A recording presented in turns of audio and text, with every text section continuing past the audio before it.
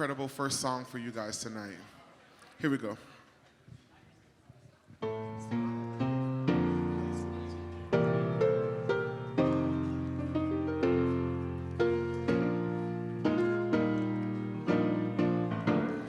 Lift every voice and sing till earth and heaven ring, ring with the harmonies of liberty. Let our rejoicing rise high as the listening skies. Let it resound loud as the rolling sea.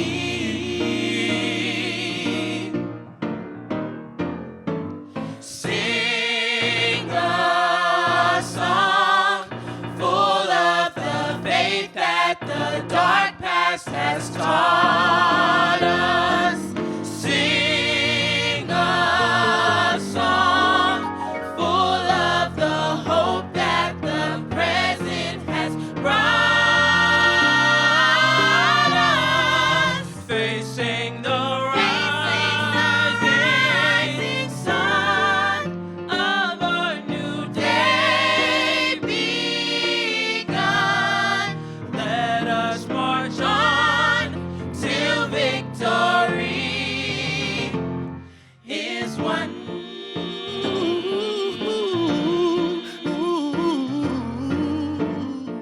See, we'll keep marching, fighting. We'll keep marching, fighting till the victory is And won. hold your head up, brother, till the victory is Hold your won. head up, brother, till the victory is Keep won. believing, sister, till Keep believing, sister, until the victory day is won. comes.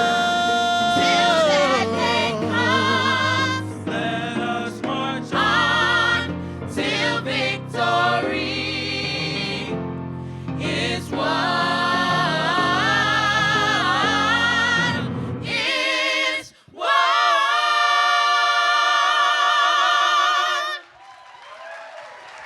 Thank you guys so much.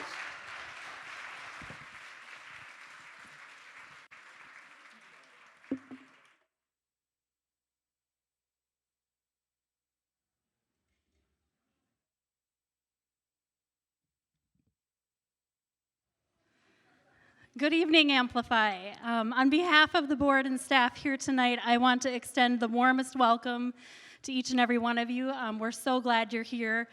My name is Marie Anderson. I am the VP of Marketing and Communications for Amplify.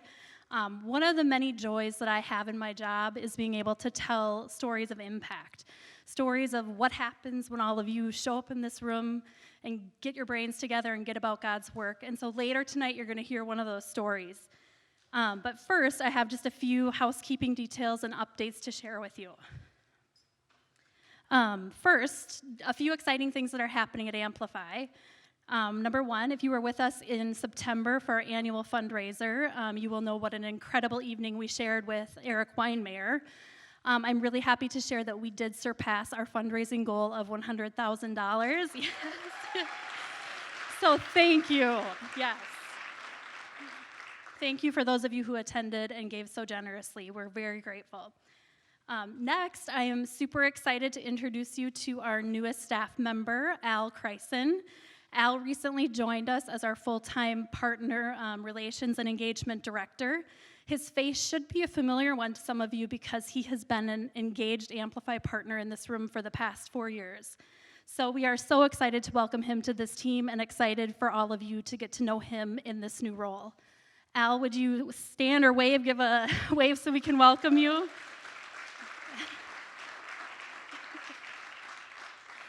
I also want to give a really quick update on our Learning Academy. Some of you may or may not know that we run a Learning Academy outside of these meetings, which is for nonprofit directors to come and learn together about the principles of nonprofit management as they build relationships in community with each other.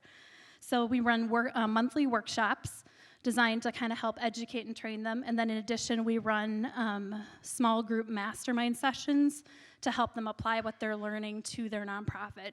So this is year 6 for us. We just launched a new cohort. We have 26 leaders from local nonprofits going through this program through 2 different cohorts. So one is for nonprofit directors and one is for mid-management leaders. So super exciting.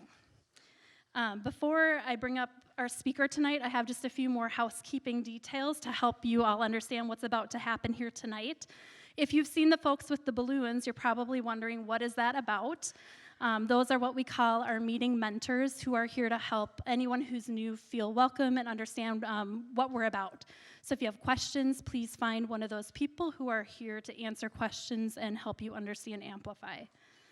Next, all of you should have a form in front of you called a feedback form. It says welcome at the top. I have 2 requests in regards to the form. If you're new with us for the first time, would you please flip it over to the back side and take a minute to just fill out some basic information about who you are, what your interests are, so that we can get to know you. We would love to have the ability to connect with you and know a little bit more about you. Second, if all of you would be so kind to fill it out as you're listening to the 2 presenters tonight. We have space on the inside for you to write your thoughts, your encouragement, and this really means a lot to the executive directors who have prepared for this night to hear what you have to offer to them. So please give a minute of encouragement, some thoughts. All of that gets combined together into a feedback report that gets provided to them after tonight's meeting. And then when you're done, on your way out tonight, there's a basket by the door. You can drop your forms there.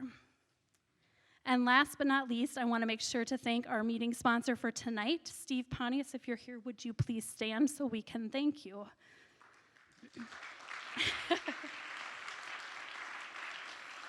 Healthy Med, we are grateful. Our meeting sponsors cover the hard costs of this meeting so that all of you can be here enjoying a meal. We do have a January spot still open, so if any of you are interested, please come and find one of us. It is now my pleasure to introduce our speaker for tonight. Kirsten Marsh is a licensed marriage and family therapist with over 20 years of experience helping people sift through the hard things in life and find beauty in underneath the pain.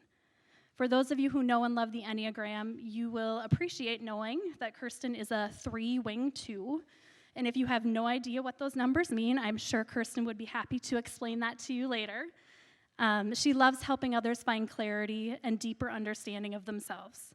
I'm excited for you to be encouraged and challenged by her tonight. So please join me in welcoming Kirsten.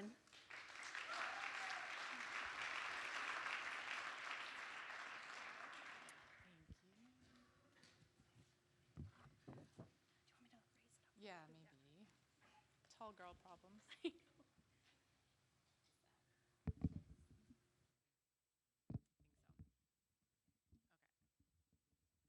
Microphones are not the things therapists are used to using. Okay, so thank you for having me. I feel like I should tell you I'm excited to be here, but I'm actually super nervous. I love getting to talk about my work and being a therapist, but I don't love public speaking. So we are just going to pretend that we're having a little conversation over coffee, and I'm going to tell you about the things that I get to do that bring me a lot of joy. So people often say to me that they don't know how I do it, listening to problems, other people's problems all day. And honestly, if that's all I did for my job, I wouldn't be able to. But my work is so much more. So while I get to hear about deep suffering and pain, I also get to be a witness to and a participant in the healing work that the Lord is doing in people's lives. I get to see hope and joy restored and people's lives changed. It's incredibly rewarding, and I continue to be grateful to be invited into people's lives in such a meaningful way. So when I was invited to speak this evening, I was asked to share about what I'm seeing in the landscape of mental health. And when I first thought about it, I was like, oh gosh, it's really bleak.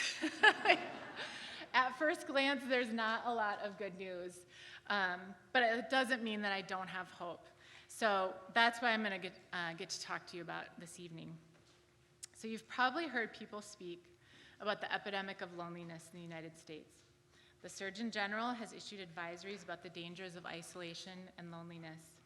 And while we have an uptick In all things social media, we are increasingly less social and less connected. So it comes as no surprise that we have an increase in anxiety and depression, broken relationships, addictions, and trauma. And loneliness and isolation are happening in social settings. Married people, people with families, busy people involved in work and activities in church can all be suffering from a lack of being truly known and truly connected. A theme I see in the work I do with my clients is a need for belonging. Many of my clients experience deep loneliness and a lack of intimate connection. So that's the bad news. But the good news is that the longer I work with people, the more I see the power of relationships to heal.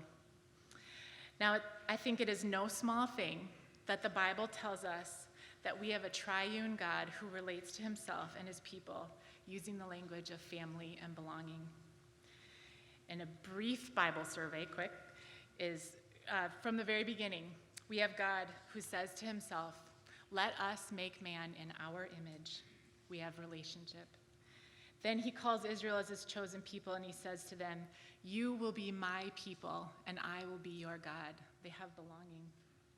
Then Jesus comes to earth as the Son and reveals God the Father to his children. And Jesus tells us that he is the bridegroom coming for his bride, the church. And then followers of Christ are called to relate to each other as family members, brothers and sisters, spiritual mothers and spiritual fathers. Relationships matter to God, and we matter to God. So I want to geek out for a few minutes and tell you about a field of research that I get really, really excited about. The specific area of research is called interpersonal neurobiology, which is essentially the study of what is happening inside of me and inside of you when we interact with each other. That is not a textbook definition, so don't look it up. It's actually a really bad description, but for tonight's purposes, I hope it'll work. What I love about interpersonal neurobiology is seeing the ways that we were created to experience connection, protection, and safety through the nervous system. And I know that sometimes we're told that science and faith are in conflict, but the more that I learn about how humans function, the more I'm in awe of the God who made us with such intricacy and care. So I want to tell you about 3 amazing things that interpersonal neurobiology likes to talk about. They are not all of the things, but for tonight, we're just going to do our best. They are attachment, co-regulation, and neuroplasticity. So researchers summarize attachment as the human need to be seen, safe, soothed, and secure. When children experience these things in their earliest relationships, they internalize a sense of confidence, thank you, belovedness, curiosity, and resilience that protects them from many of the threats and insults of this life. Research actually shows that people with secure attachments have better outcomes when experiencing trauma because of an internalized sense of okayness and confidence in their relational resources as available help for them. People who don't start out in life with secure attachments face more challenges in establishing close relationships and feeling safe in the world. They often experience more anxiety and uncertainty about their belonging or safety in a relationship or a group. It's harder to find soothing or comfort because fewer people are seen as resources available to help them. Now, we have amazing nervous systems inside of us, and we have the ability to use our nervous systems to help regulate other people's nervous systems. We call this co-regulation, and it's most easily observed when we see a little kid being soothed by their parent. So imagine a scenario where you've got a crying child. If we have a little crying child and they are met by a crying or distressed adult, nobody is going to be calmed down, right? In fact, we're all probably going to get all amped up and it's like distress city. But if we have a crying, upset child and a calm and empathetic parent comes over to them, scoops them up, acknowledges the way that they're feeling, assures them that they're going to be okay, and holds them close, we have them calm. They feel secure because they know someone is available to them. And we call that co-regulation. The need for that doesn't end when we are adults, right? So kids get the co-regulation. We all still have that built into us as a need and something that we can do for others. So think of a time when you were stressed or disappointed or hurt, and someone who cares for you was present and comforting. Their nervous system helped to soothe yours, and you felt more connected and secure. Okay, the last part of the wonderful things in interpersonal neurobiology is neuroplasticity.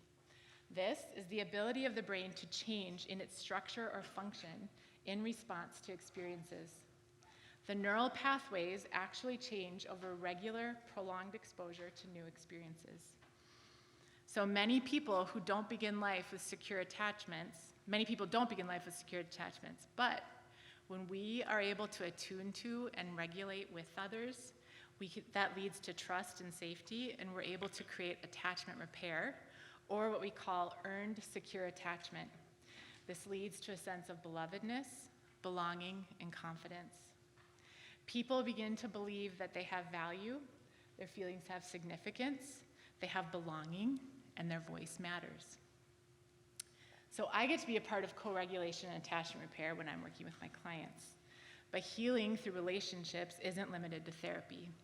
It's the power that we all possess as people made in the image of a relational, loving, and compassionate God.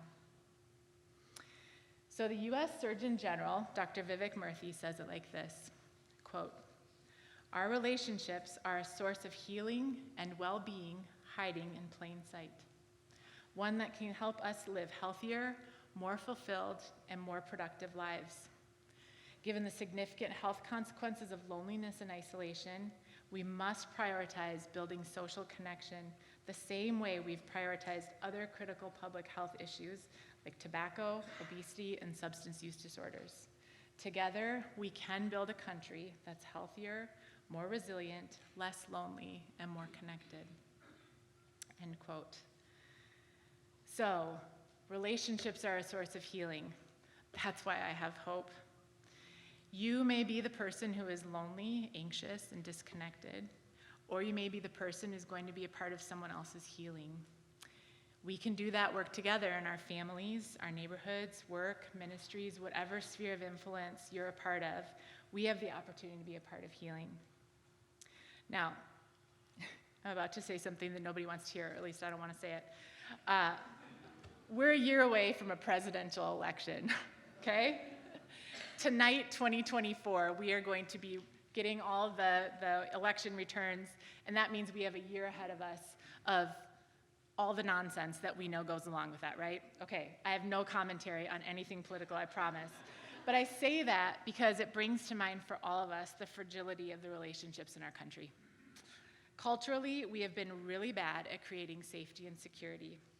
And most of us would agree that the cultural turmoil we've experienced over the last many years, and that we anticipate still to come, leaves all of us feeling a bit insecure. It doesn't help that we have been trained to see people who differ from us as others, or idiots, or evil, or come up with some other terrible name. And then we've learned to go hunker down with people who are like us. But even in the apparent security of our ideological, political, or religious tribes, we have a very real threat to our belonging if we dare to hint at ever having a different opinion or viewpoint. Being canceled by people we believe we have an affinity with is terrifying because you not only lose community, you lose identity. Tribalism breeds insecurity.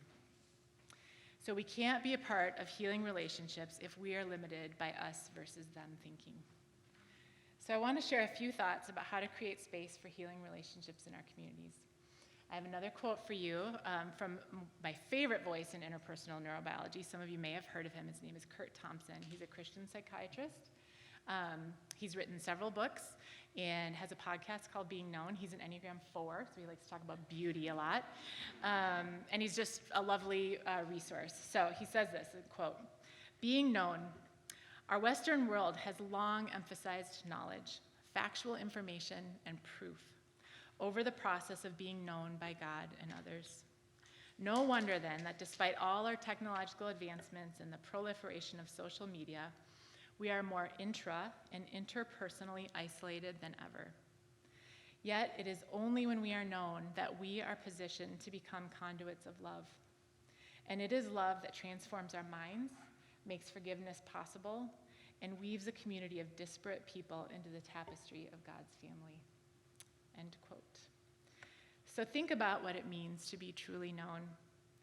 Talking about an issue may be interesting and have value if it's a thoughtful exchange of ideas, but it doesn't help us to know the person in front of us. We need to make time to develop real connection based on who we are as individuals with unique stories and experiences. We need proximity and presence. We need to be face-to-face and voice-to-voice and not with screens in between us. We need to enter into each other's lives, looking for the individual and not the ideology. We need to have a posture of sincere curiosity. Too often, we assume we know what motivates other people, especially people who may be different from us, and we're most often assuming the worst. We need to welcome a person's story with empathy and understanding. We need to be patient with people who aren't ready to be vulnerable. Your sustained availability and interest communicates that you value them. Welcome the person who doesn't fit. Look to create shared experiences, find shared interests, experience shared delight. Attachment bonds are formed not only in meeting physical needs and offering emotional comfort, but in playfulness and mutual enjoyment. Seek commonly held values. You and your neighbor may be voting for very different school board members, but you both care about what's happening in your schools. Look for ways to join with each other, even in seemingly small things. And then be aware of how you speak about people who are different from you, and resist speech that is othering, where you're talking about them as outsiders or enemies. This happens too often in families and churches, where you may actually have people who think differently than you, and who hear you speak in a way that tells them it's not safe to be themselves. Use charitable language and assume good about others who see the world differently from you. Consider expanding your sources of information and news, and be willing to engage with points of view that are different from yours. Maybe even be willing to concede that there are places where you could be wrong. Do a mini audit of the amount of time you spend online, either getting stirred up about problems or checking out from the problems, versus how much time you are committing to being with the people in your family, church, work, or neighborhood circles. What would happen if you took those 10 hours a week, and you know I'm being very kind in saying that's only 10 hours, and spent them pursuing closer connections with the people in your world instead? Be prayerful about where this needs to happen in the spaces you move in. Who are the people you need to go toward? Ask yourself what holds you back: comfort, insecurity, apathy. What do you risk, and what might you gain? I don't know how this fits into your story, but I hope that some of you will be inspired to be conduits of love in your communities, and will get to experience the joy of healing through relationships with someone in your life. Thanks for having me.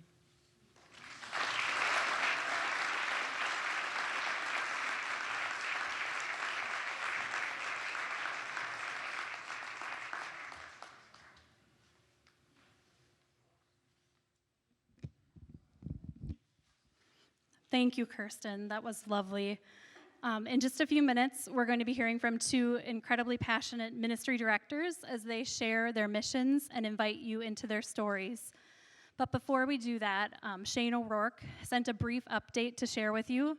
It's been just a few months since he was here with us in July in this very room presenting his ministry and inviting you into his story. He's already benefited from the connections and ideas and resources that all of you shared.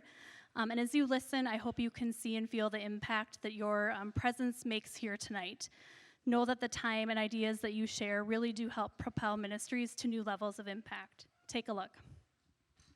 Hey, Amplify. My name is Shane with Lift Up. I'm so excited to share that since presenting in July, we've had serious momentum. We've got a new privacy lawyer that's on retainer getting stuff figured out. We have a subject matter expert oversight committee that has 3 people on it, all from Amplify Connections. I've had meetings multiple times a week. So grateful for everything that Amplify has done, truly living up to its name. And we are seeing tons of momentum around this Lift Up local development, and we've officially launched development, which is so exciting. So grateful for the Amplify network and everything you guys have done to pour into Lift Up. Thank you so much, and doing it from the Canadian Rockies, not a better place to do it.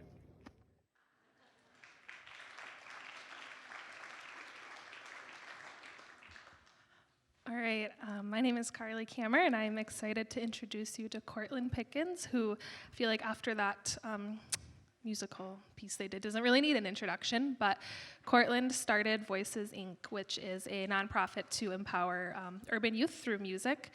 And I will let him talk about all the ins and outs of the nonprofit, but I just want to call out specifically that Cortland has a huge heart to help young people find belonging and be known, which we just heard about how important that is.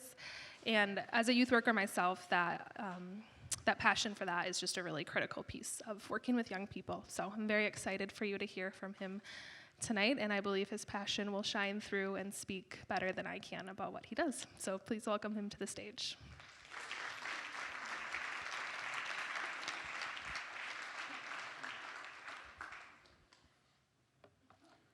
Good evening, everyone, again. My name is Cortland Pickens, and I am so happy to be here with you guys tonight. I'll be honest and say I'm a little nervous, but we're going to get through it together, right? You guys got me? Thank you. Okay, sweet. So my name is Cortland Pickens, and I have this incredible nonprofit to present to you all, Voices, Inc. I'll just start a little bit of my story of being a young person.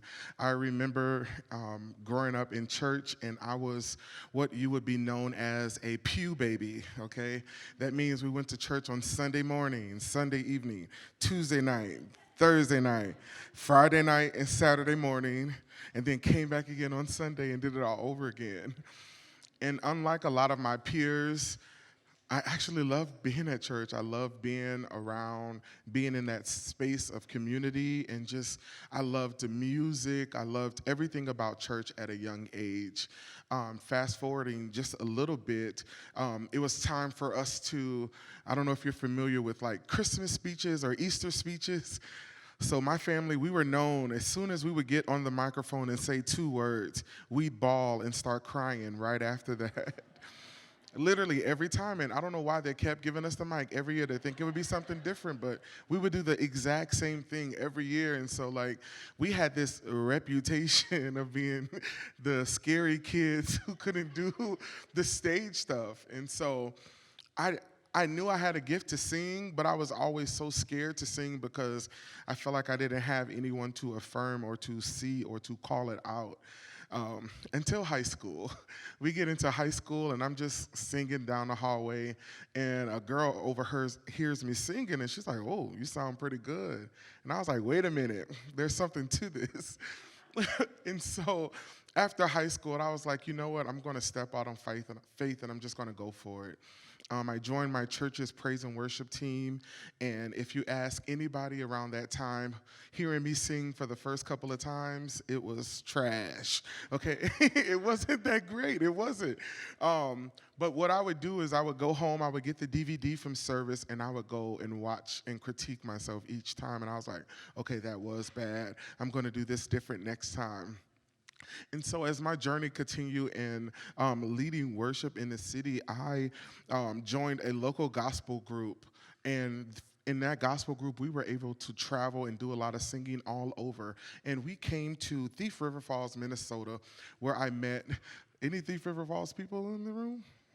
Okay, there's one. There we go.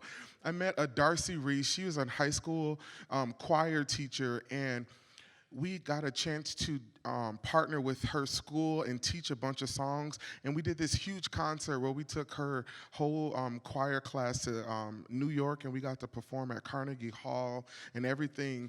But this choir was so incredible, and I saw the impact that she made with those students.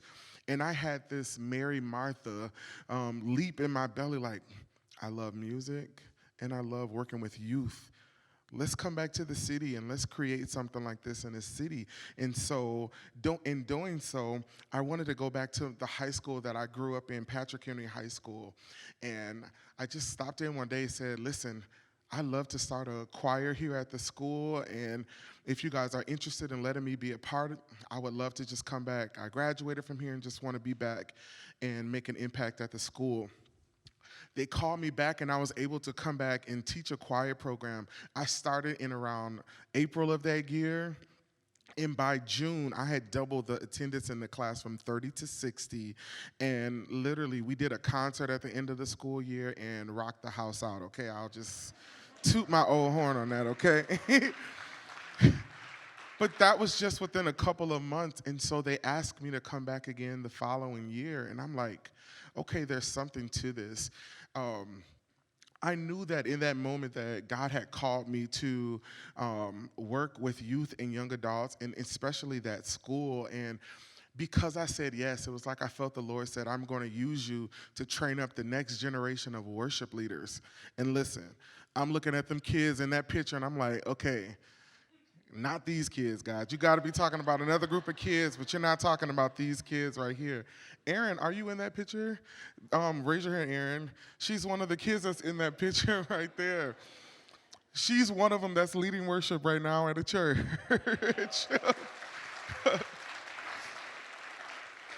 But being around in that space and seeing how much of an impact I was making, literally kids would come into school just to be a part of my choir class. And that was freaking me out at first. I was just like, wow, God, is your light shining through me that much to where kids are wanting to just be around me? And I wanted to provide a space where I can preach Jesus on my own terms and really give these kids Jesus, because at that time they were dealing with depression, anxiety, and so many of these bad things, and it's only so much I can do as an educator to bring Jesus in those spaces. So talking about how much problems these kids was going through, I wanted to be able to start something outside of a school setting, and that's where Voices Inc. was birthed.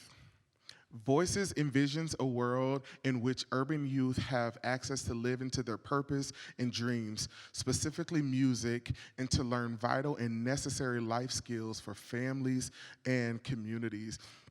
It was my objective to provide a space to give youth and young adults a voice while using music as a tool. We come together and we make beautiful music, but outside of that, it's literally speaking into these kids and giving them access to a greater life. So if you think of voices as this tree, I knew that an extension of voices, which would be a branch, I knew I wanted to do this choir, since choir is like one of my great lanes, because I was doing it so well at the high school. So I wanted to start one underneath the nonprofit, and that's where we get known MPLS. So at the beginning of the program, you got to experience 6 of our singers, but we have a roster of over 40 youth and young adults that are a part of this team. And like I was saying in the beginning, I desired at a young age for somebody to see me, affirm me, recognize me, understand me, and validate me. And I feel like I lacked those things as a young person. And so because of that, I feel like I struggled to find my purpose. And so I want to be able to provide a space where I can actually see the kids, speak into who they're to become, and use music as a tool to get them to their goals. Listen, Known MPLS, we've had this choir now for 4 years. And when we started this choir, the Lord was like, I'm going to blow your mind because of your yes. And listen, right away, we were opening up for major gospel artists in the city. We were booked we're still booked throughout the entire city with gigs all the time. And I love being able to provide a space for youth to be on stage and to feel seen, to feel validated. And so our objective is to allow the youth to feel known, but also point up and make Jesus known. And that's our whole objective, is to make Jesus known, using youth to make Jesus known amongst their peers. This choir has been a great space for the youth and young adults. They come every Monday night. We have weekly rehearsals, and we think they're coming for the music, but it's so much more than the music that they're getting in these spaces. Listen, most of them I find community in it. I can be having a rough week, but I'm looking forward to that Monday rehearsal to be in the space with the other youth and young adults, just so that we can commune together and build relationships and just build more of who God wants us to be. Like I was saying earlier, the impact that this choir is making in the city, listen, we are tutoring. We're making sure these grades are up to par, because listen, I can't have them singing in my choir and not having good grades, okay? We're starting a Bible study group where we can divulge more into the Word of God. Most of these kids, most of them, when they started, they didn't have a church home, or they didn't have a space where they can grow in God. And most of them use the choir as a space to grow in their own personal walks with God. So we're providing that for the kids as well. Celebrating the graduates. We have about 11 to 12 of them right now out of state in school, out of state in college, and so we're connecting with them as well throughout the school year. During the winter and summer times, they come and fall right back in line into the choir. And like I was saying in the beginning, training up the next generation of worship leaders. I have a very special moment that I want to share. Back in July, I attended about 3 different services on a Sunday morning. And there at all of those services, I was witnessing kids from my choir lead worship in these churches. And it just allowed me to remember what God has spoken over me in the very beginning, that he would use me to train up the next generation of worship leaders. And again, looking at those kids like, are you talking about these kids? He's like, yeah, those kids, despise not small beginnings. And it just made me so proud to be able to know that the impact that we're making is going far beyond just what they can even expect coming into the space. This last story that I like to share, the young man to the left, to the left of you guys, to the right of me. His name is Devon Stavage. Listen, this young man, I met him when he was 16 years old at Patrick Henry High School. He was not a singer at all, but he just wanted to be around, so we said, come on. And while mentoring him, we discovered, I said, well, what do you want to do after you graduate? Well, he said, I want to do security. I said, listen, well, why don't you come and do security for our choir? Now, listen, we're a gospel choir. We don't need no security. Do we? No, we don't need security. But in my mind, I wanted to provide a space for him to where he can get the experience so that when that time does come, he's able to say, well, listen, I've had this amount of experience securing a whole gospel choir, And listen, so I remember it was about maybe 2 years ago, we were performing at this outdoor gig, and there was this huge security firm there, and I was like, listen, we're going to go meet them. I'm going to introduce you to them, and we're going to make the connection. We're going to pray, okay? So we go over and we meet this security firm, and they literally hired him on the spot.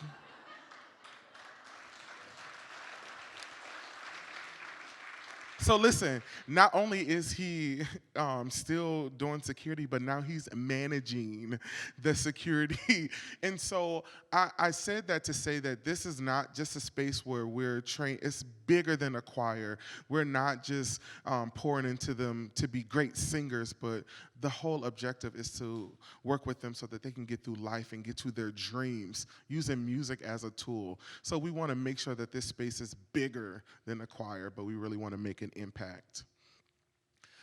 This next slide, we want to talk about the finances. Listen, as you can see, the income and expenses, they don't match, okay? What's going out is not all the way coming back in. But when I tell you, in these past 4 years, God has provided in such a way to where we've been still able to make an impact in the city and make an impact in the lives of the students. I'll highlight one of the things on there, singer honorarium. Just teaching the kids, I want them to know I teach them all the time about many streams. And so not all the gigs do I pay the youth and young adults, but there are several gigs where I am paying them to perform, because I want them to know that this can be another stream for you. But we have a lot of expenses on there, so you guys can see that at your own time. I'm sure that's in the packets or something. I'll go to the next one. What's next? What's next for Voices, Inc.? I envision a space where I can be full-time executive director in this space.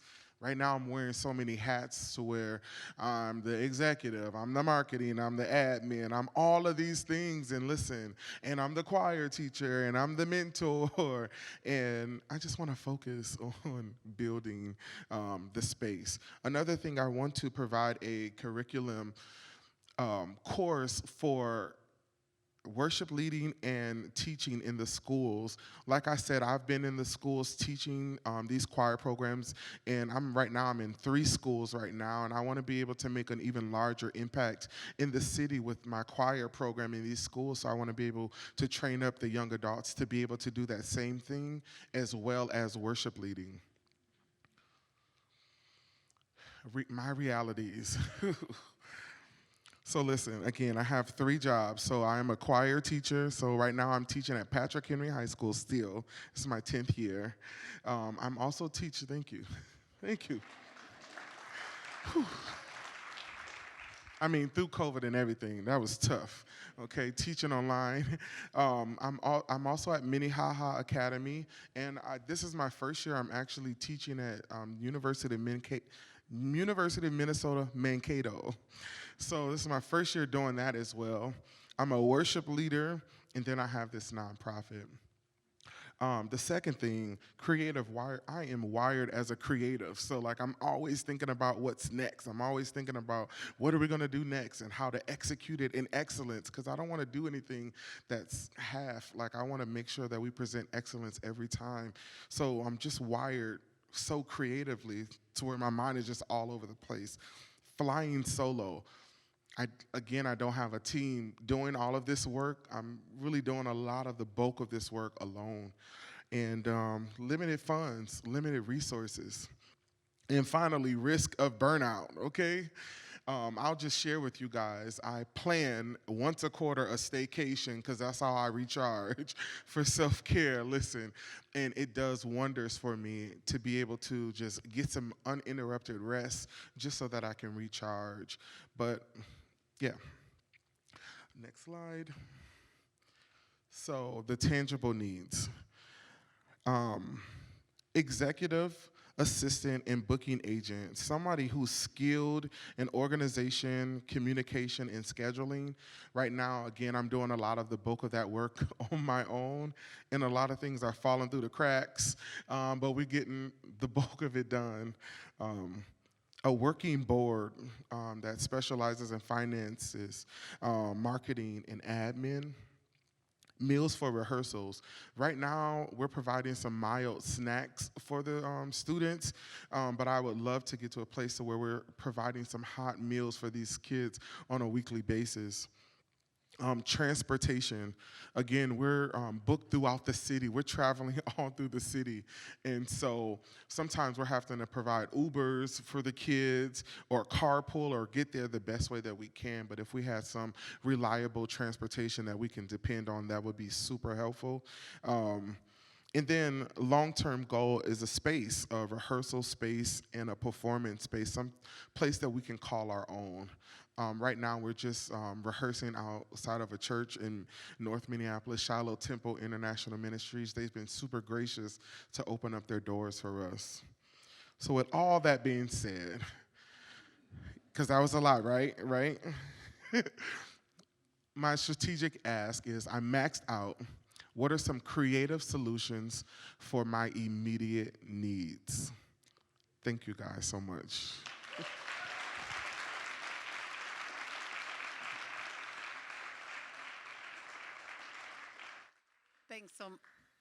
Thanks so much, Cortland. So we're going to take 5 minutes right now for everybody to ask questions of Cortland. You may not do the brainstorming session for Voices Inc., but I know there's a lot of questions out there, and so we're going to give you a few minutes to ask, so just raise your hand.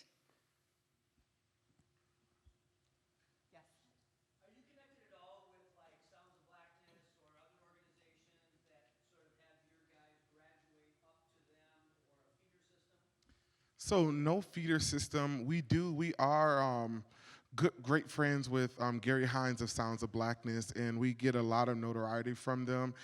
They look at us. We just did a concert with them a couple of months ago, and they say we remind them of them when they were our age. So that's a huge compliment for us. Yeah, so no feeder program.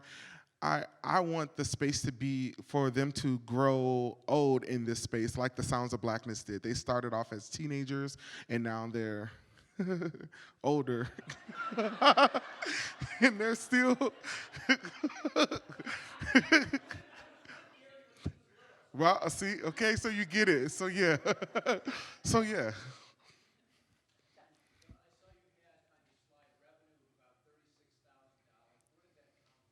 So I'll go back to that sheet for you. So the bulk of that is in gigs. So like I said, we are doing gigs. We have roughly about 30 to 35 gigs. Honestly, it could be a lot more.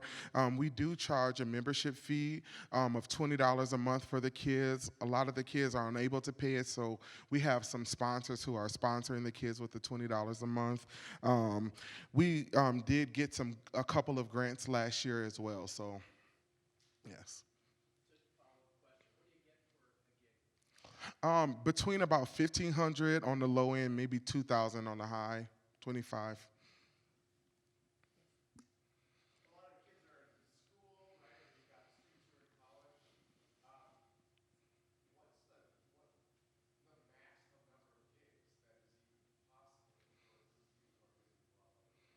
Right, and that's why you saw a number of 6 today.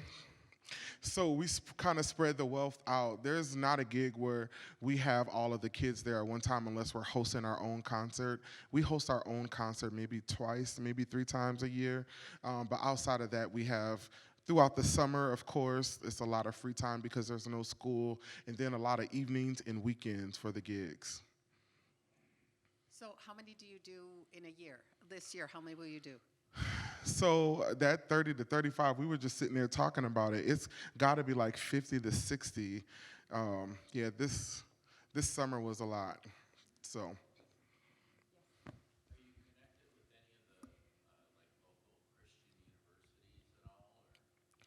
No, we're not. Yeah, no, we're not.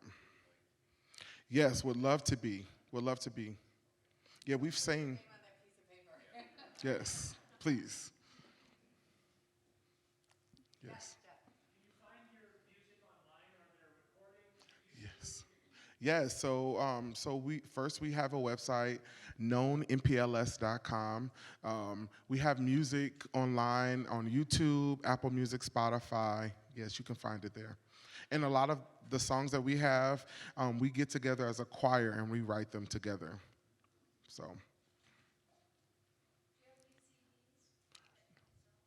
No, we don't have. Right now, we just have digital, so all of our music is just online.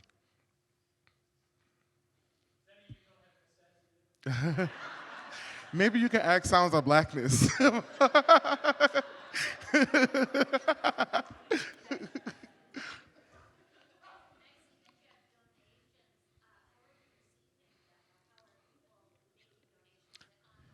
Yeah, so right now we have it on our website. There's an place for people to give donations on there. Yeah. One more question?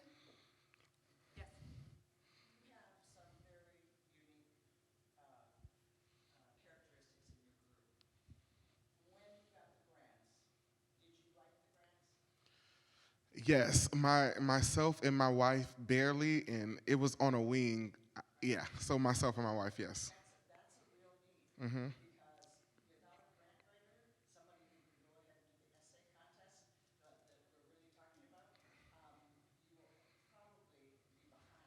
Yeah. Yes. Yeah. Great. Thank you so much. Thank you, Cortland. Thank you, guys.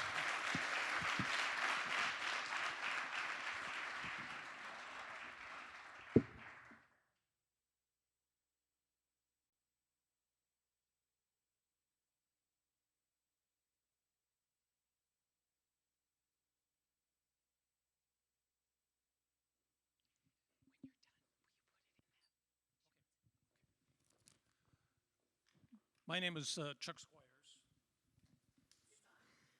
Can you hear me? Okay. Um, so I've been retired for a few years, and I love adventure travel, and I've had the good luxury here of connecting with Kathleen Goslin here just a few months ago as part of her advisory team. And myself, I'm not so much of a Boundary Waters person, but I did spend a lot of time up at Giants Ridge and on the North Shore or whatever. But so my connection actually to the Boundary Waters is really through my son Ben, who went on, I think, a half a dozen trips in the Boundary Waters, including one trip all the way to Hudson Bay.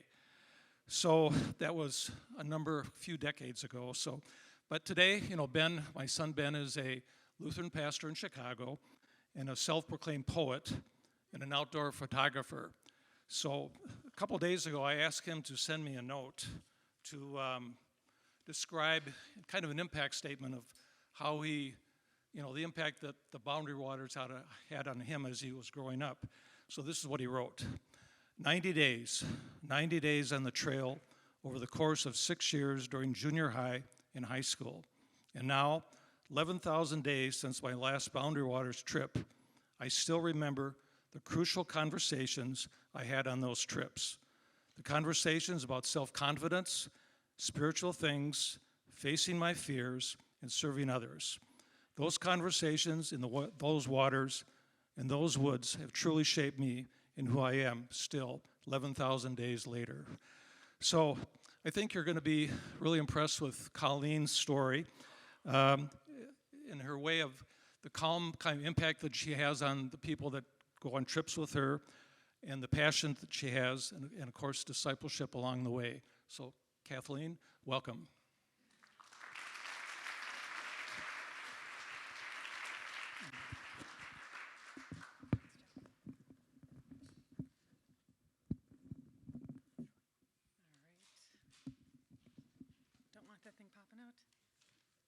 All right, well, thank you, Chuck, for the intro. And my name is Kathleen, and my journey to the Boundary Waters began when I was a little girl.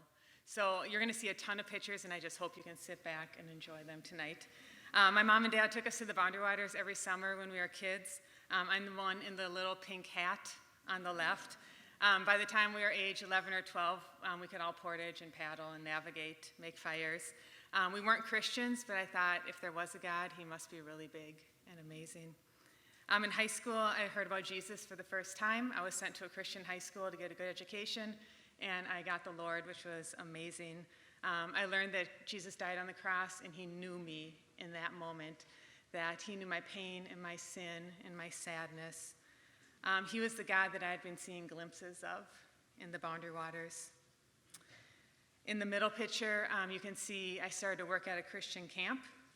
All throughout high school, I was on the edge of the Boundary Waters, leading families into the wilderness. And then in college, I continued to do wilderness guiding, this time at another camp. And on one of my trips, there was actually a tragedy on trail where 2 people died in swift water. I was the rescuer, and I was the survivor, and I was only 21 when it happened. The rescue left a huge impact on my heart and my mind and my body. For 10 years after the rescue, I just taught high school and tried to press on through the PTSD. Thankfully, a friend introduced me to counseling, and I began working with a Christian therapist. The journey of healing has been another 10 years, and God has brought so much deep healing spiritually, physically, and emotionally. Much of it was in counseling, but also through other believers and also alone with him. In the last picture, in these past years, God's brought me back to guiding. That's a picture of me guiding a couple summers ago, and leading a ministry that helps us to slow down, to know Jesus in his creation, and to come to know him as our wonderful counselor. So the past 7 years, I've been working towards getting back to guiding, writing Bible studies for trail, piloting trips. A couple people in this room have been on trips. You don't have to raise your hand, but it's been an amazing time.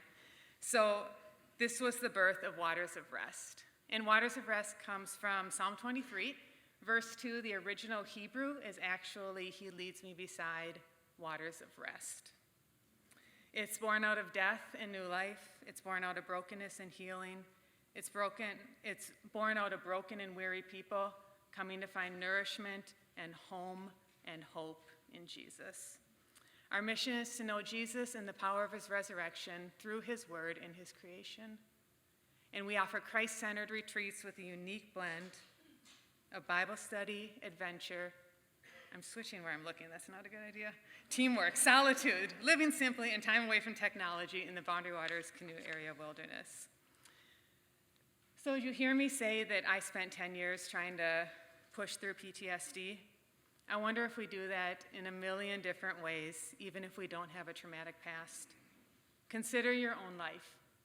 When was the last time you sat quietly, not on your phone, and not being productive, but just being? Have you ever been burnt out at work or questioned our fast-paced society? Have you ever taken a deep breath and realized that's not the way you normally breathe ever? And did Jesus' words to come away and rest feel like something you'll do in retirement or maybe in eternity?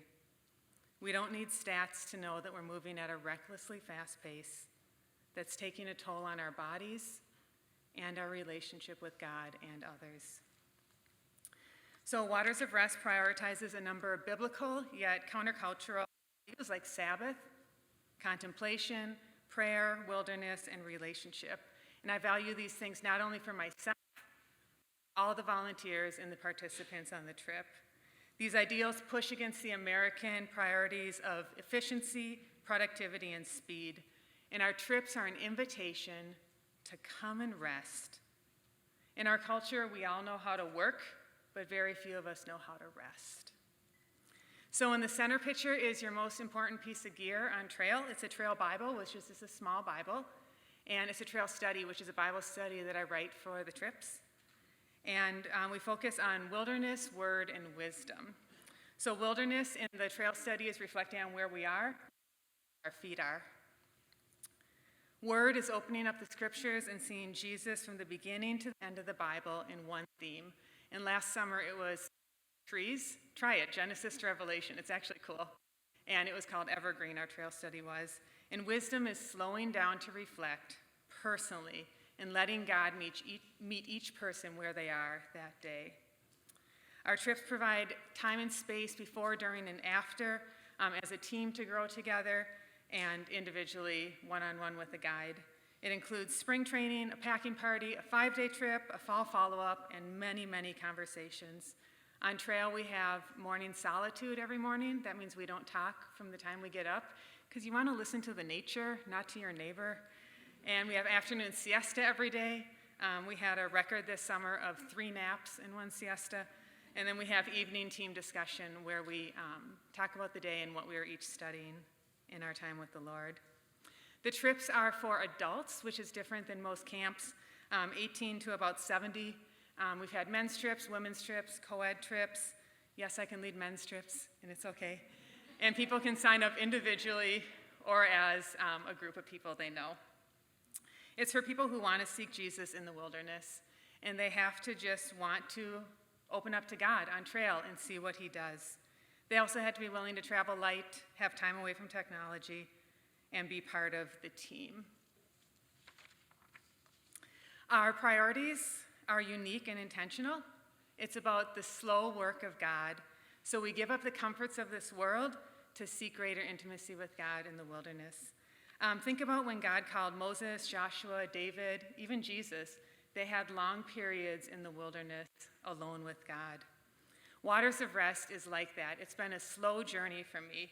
7 years getting back to guiding, 4 years piloting it with friends and family, and now 2 years, or 1.5, as a nonprofit. We've had 10 trips with Waters of Rest and 30 participants so far. And the stories of each person who's been on the trip, just like Chuck introduced, are still expanding.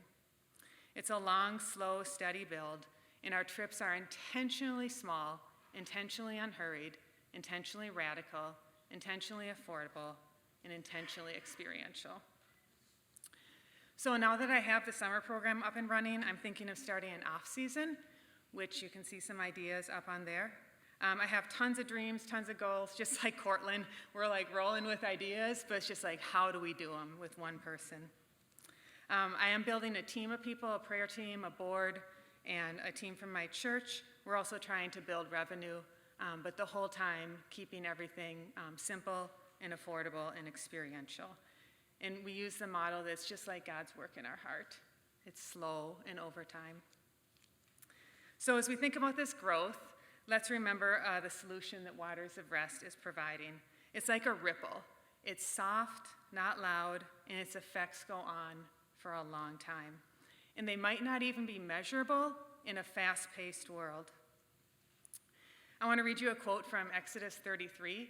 So we know Moses spent time with the Lord in the wilderness, and it said he would go out in the tent of meeting and hang out. But there's more to that verse. I want to read it to you, and it might be familiar. Listen about Joshua. Quote, "Thus the Lord used to speak to Moses face to face as a man speaks to his friend. And when Moses turned again and went back into the camp, his assistant Joshua the son of Nun, a young man, would not depart from the tent." End quote. It's Exodus 33:11. Joshua, son of Nun, flip a couple books, it's the dude who led the Israelites into the promised land. He spent his youth out in the wilderness in the presence of God. It's a making of a great leader every time. Listen to some stories from people on trail. Due to the vulnerability and confidentiality we offer on trail, I won't give names, but it's just a compilation of a bunch of people. So imagine a few women in their 60s who've traveled to the Boundary Waters with their families. Their husbands did a lot of the work naturally, and the women knew the skills, but this was their first women's trip. Watching these women come alive on trail and try the skills that they've seen done a ton of times was amazing. One woman I noticed was tracking with me as I was navigating, and I started to include her in decisions, and by the end, she was our chief navigator. The confidence that built in her has lasted, and the ripples continue. Imagine a group of men. They share their love for their family, jobs, their ministries. They also shared parenting struggles and their enjoyment of just being in the wild. They carried heavy responsibilities in their life, and watching them play home run derby with sticks and rocks into the lake for hours at night, or play catch with a tennis ball that I hid in my guide pack, was like having a front row view of God making them like children again. They spoke of vulnerability, how hard it was to let go of electronics, how hard it was to ask for help, and they spoke of how hard it was to keep things in the open, yet they demonstrated it with bravery every single day. These experiences rippled into the rest of their lives. Ripples happen in still water, and this is the type of work that God does by waters of rest. So financials are a challenge for water. Bro, I just wanted to take your whole presentation, Cortland, and be like, it's the same thing. Finances are a challenge. We're working many jobs, so we just want to lay these things out to you guys in vulnerability.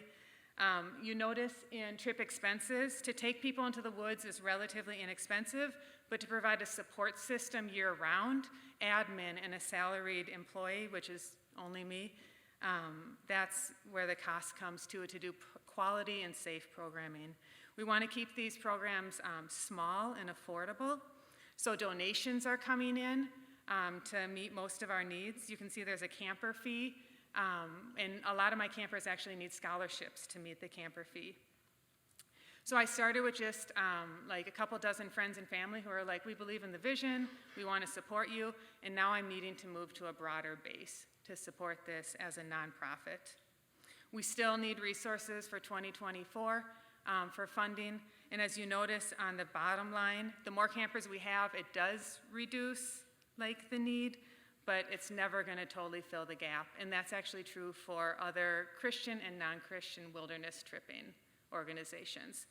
Whether they're big or small, they're all using funding and donations. We're also looking to get me not working a bunch of other jobs and have maybe a full-time salary, but we want to provide a competitive salary that's sustainable too. Challenges and barriers. Take a minute and just try and figure out what's happening in those pictures. As you can see, there's physical challenges in the wilderness that are best dealt with as a team. In the similar way, Waters of Rest has challenges. I have tons of ideas, but can't do it all on my own. So I've been building a team.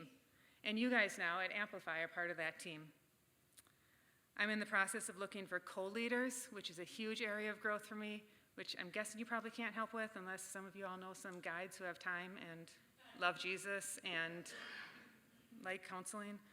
But what we're looking for is not necessarily to do more trips or to become really big or to take more campers or to charge tons of money, but to raise up a team of people who can help support, maybe take off some of the admin and fundraising tasks, serve on the board, to help this ministry shine.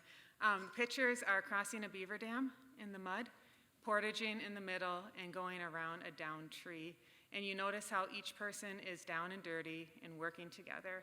And that's kind of the mentality we have at Waters of Rest, too.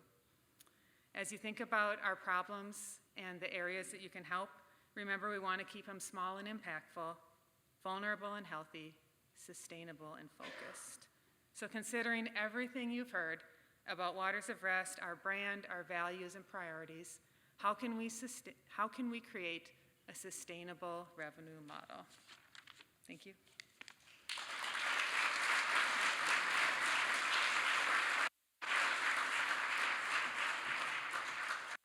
Okay, we're just going to spend a few minutes asking questions before we put you guys all to work. So what questions do you have for Kathleen?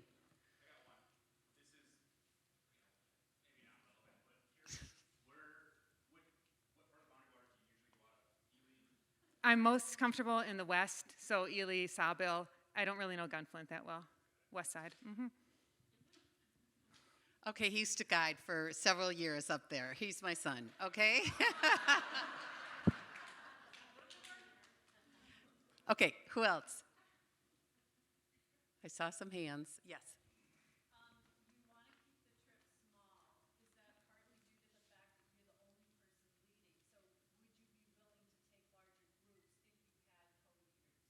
Yeah, good question. So part of the reason, 9 is the max in the Boundary Waters. We do about 5 or 6 on a trip. It's also just to keep the team small for the vulnerability and the connection and the sharing. So probably 6 campers max would be what's working for these type of trips. Good question. Yes. So far, friends, family, word of mouth, and a couple of churches in South Minneapolis that I've spoken at. Other questions? And do you guys know that the camper age range, do you understand campers are adults, right? Got it. I didn't. That's good. I'm glad you Yeah, said that. I did not. Okay, yeah, Kate. We have a website, and we're intentionally off social media. I have a very nice website. You can check it out. Yes.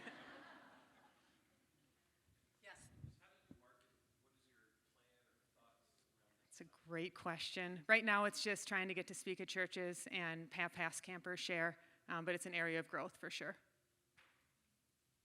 Yes. Was your 2024 budget created based off projected growth, or was it created based off current demand? Projected growth, I think there's enough people, if I got the word out, that it would fill up, but right now we've been taking it slow as we grow. Did that answer your question? I know it's shaky. I think the demand's out there. We've been intentionally slow in growing it. Any? Yes.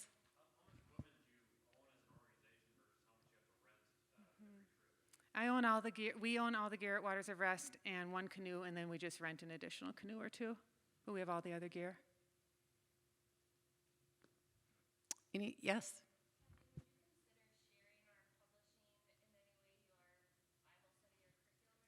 Yeah, that's a great idea. I love writing. I love developing Bible study and curriculum. So that's an area I'd love to explore or share. Last question, anyone? Yes.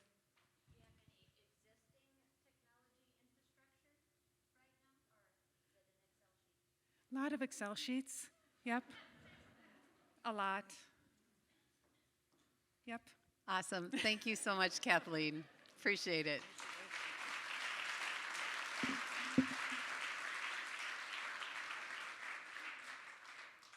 So now the fun begins. More fun begins. We've been having fun, but we're going to get to work now and roll up your sleeves. We have this side of the room, 7 tables with facilitators at each one of these tables with the orange cards that are going to facilitate brainstorming for Voices of Inc.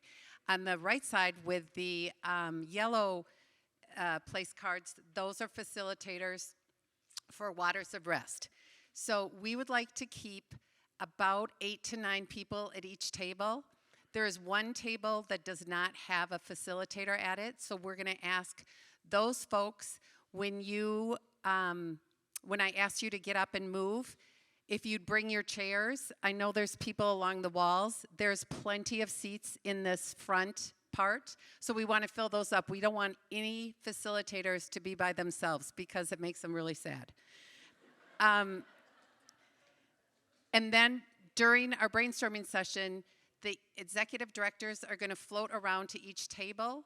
They're going to answer 1 or 2 questions. Please don't keep them all night or I get in trouble, so let them keep moving around the tables. I want to tell you something that there's always about 25 to 30 new people in the room each night. And when they're here, the one thing I hear them say is that we are such a welcoming, friendly community. And that's thanks to all of you. And so I have one rule that I ask everyone to follow. When I ask you to stand up, I want you to accept the facilitator, move to a different table without the people that you've been sitting with. So we want you to meet new people and share connections, and you'd be surprised who you're going to end up sitting next to tonight. So the other temptation is to get up and talk, and that's great, but not now, okay? The executive directors need your brainstorming. I will give you lots of time to fellowship and have coffee and sweets afterwards. So everybody on your mark, get set, go. And before I bring Cortland and known MPLS back up here, I want to ask, I'm going to give you one piece of homework, and you'll probably forget between now and January, but we'll remind you in our invites.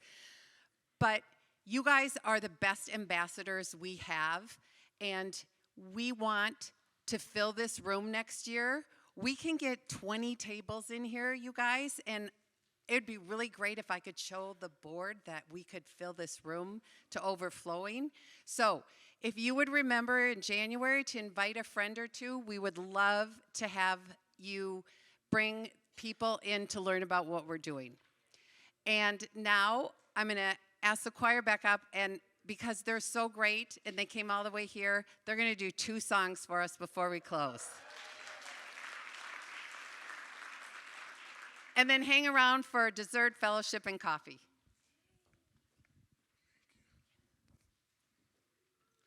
Sweet. You guys ready? So this first song we'll do is an a cappella song, What a Friend We Have in Jesus.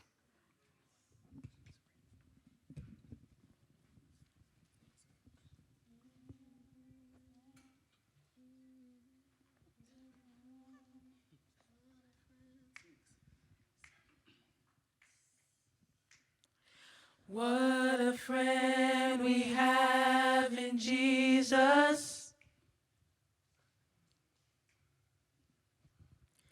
All our sins and griefs to bear.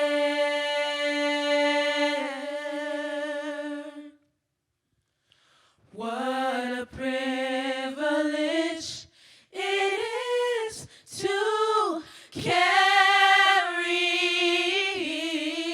everything to God in prayer. Some things we have not because we ask not. When we have a friend who's there,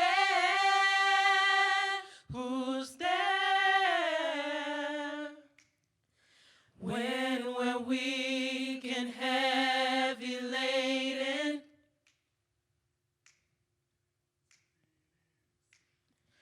cumbered with a load of care.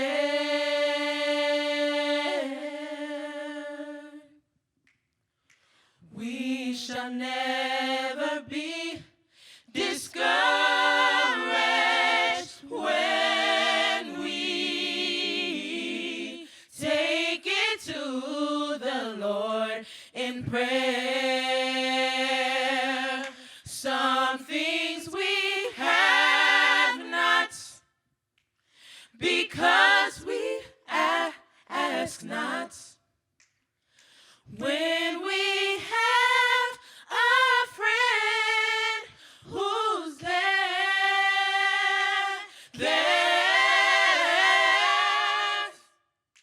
Oh, what peace we often forfeit.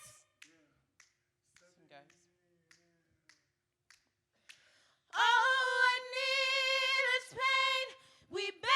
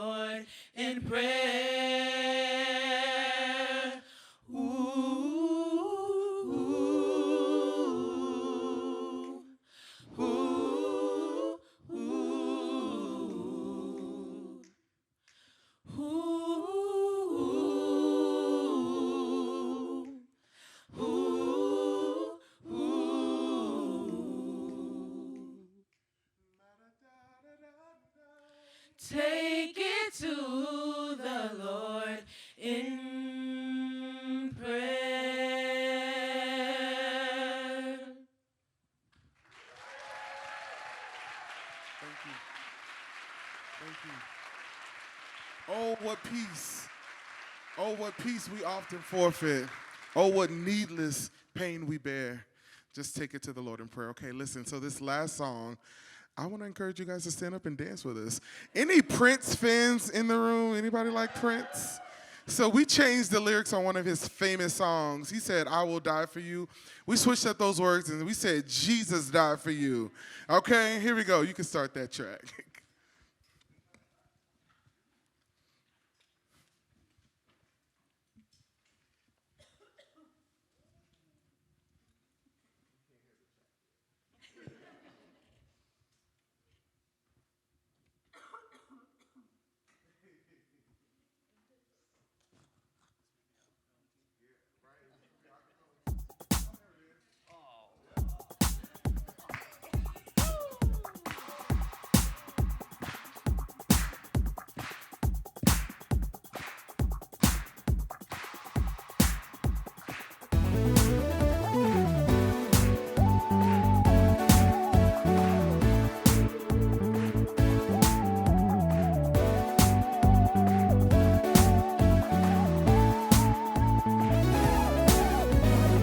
The Father loves you, He's your friend.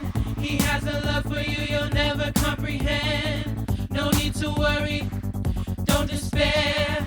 My God will be there for you just because He cares for you.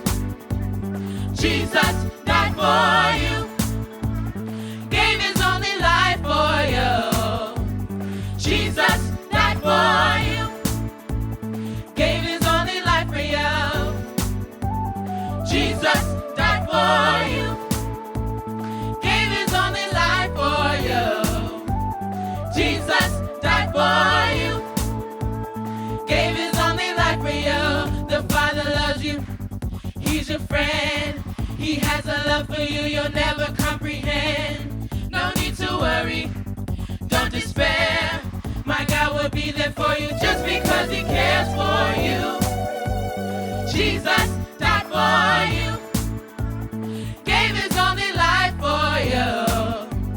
Jesus died for you, gave His only life for you. Jesus died for you, gave His only life for you. Jesus died for you, gave His only life for you.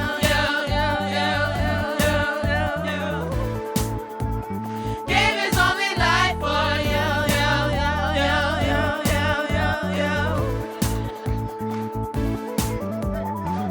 He's your savior, your home, be your fire when you're cold, make you happy when you're sad, through the good and through the bad. He will be there to the end, He will be your closest friend. All the Father really needs is for you to believe. Jesus died for you, gave His only life for you. Jesus died for you, gave His only life for you. Jesus died for you, gave His only life for you. Jesus died for you, gave His only life for you.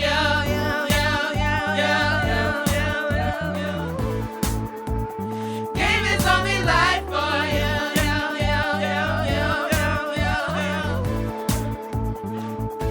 Say, oh, oh, oh, oh, oh,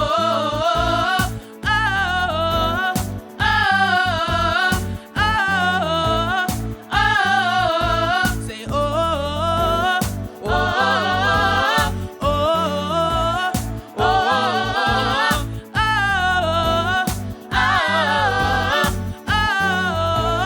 oh, Jesus died for you. Jesus died for you. Thank you guys so much. Thank you guys so much.